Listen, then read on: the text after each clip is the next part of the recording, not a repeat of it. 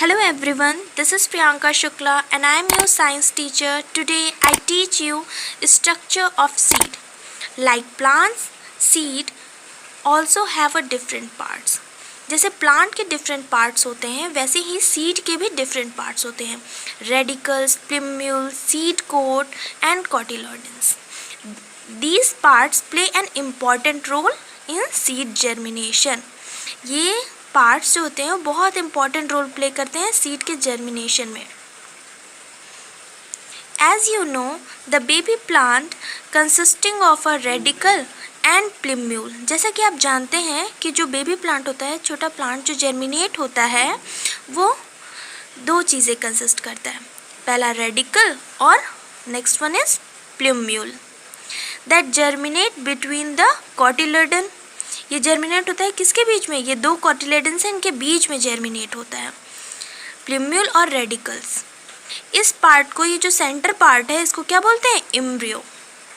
The plant consisting of radicals and plumule that germinate between the cotyledons is called embryo. इस part को embryo बोलते हैं. जो radical होता है वो जर्मिनेट होके ग्रो करके फिर क्या बनता है? रूट. और जो प्लिम्यूल होता है वो टाइनी शूट होता है. ये ग्रो करके शूट पार्ट बनता है. Stages in seed germination. Seed germination, जब सीड हम सॉइल में डालते हैं तो थोड़ा सा जर्मिनेट होती है, मॉइस्चर पाता है आसपास से और फिर सनलाइट की प्रेजेंस में ये जर्मिनेशन प्रोसेस स्टार्ट होता है. फिर थोड़ा ग्रो करती है और ये यंग शूट फॉर्म कर रहा है जैसा कि आपको दिख रहा होगा. फिर ये जो कॉटिलेडन्स हैं वो स्प्लिट हो जाते हैं और जो रेडिकल होता है वो रूट की तरफ मूव करता है, ग्रो करता है, रूट फॉर्म करता है ग्रो करके. और जो प्लिम्यूल होता है वो शूट पार्ट ग्रो करता है. फिर धीरे धीरे ग्रो करके ये 2 लीव्स इसमें से निकल रही हैं. जो सेंट्रल पार्ट होता है रूट का उसको बोलते हैं प्राइमरी रूट. जो सेंट्रल पार्ट होता है उसको बोलते हैं primary root. Do you know, it's interesting, coco de mer is the largest seed in the world. Coco de mer जो होता है वो लार्जेस्ट सीड होता है वर्ल्ड का. सबसे बड़ा सीड कौन सा होता है? Coco de mer. When seed receive adequate amount of water, sunlight and air, they germinate into new plant. जब एक प्रॉपर अमाउंट में सीड वाटर, सनलाइट और एयर पाता है तो वो न्यू प्लांट में जर्मिनेट होता है. As the seed coat get removed, जैसे जैसे सीड कोट रिमूव्ड होता है, the plumule and the radical emerges. वैसे वैसे प्लिम्यूल और रेडिकल निकलते हैं बाहर. रेडिकल जो होता है वो रूट फॉर्म करता है और प्लिम्यूल जो है वो shoot. Over a period of time the plumule goes upward and developed into a shoot. Plumule जो होता है वो अपवर्ड मूव करता है. प्लिम्यूल जो है वो अपवर्ड मूव करता है. ये प्लिम्यूल पार्ट, ये कॉटिलेडन से स्प्लिट हुआ है, प्लिम्यूल जो है वो ऊपर की तरफ मूव करता है. और जो रेडिकल होता है वो रूट फॉर्म करता है. The radical grows downward in the soil and forms the root of the plant. और रेडिकल ग्रो करता है डाउनवर्ड, नीचे की तरफ, और रूट फॉर्म करता है. ग्रो करके क्या फॉर्म करता है? रूट. सीड्स, लीव्स और cotyledons store food for the growing plant.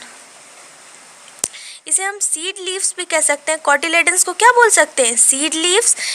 और इसमें क्या होता है? फूड स्टोर होता है. प्लांट का फूड स्टोर होता है. ग्रोइंग प्लांट्स का फूड स्टोर किस में होता है? कॉटिलेडन्स में. Some seeds have 2 cotyledons.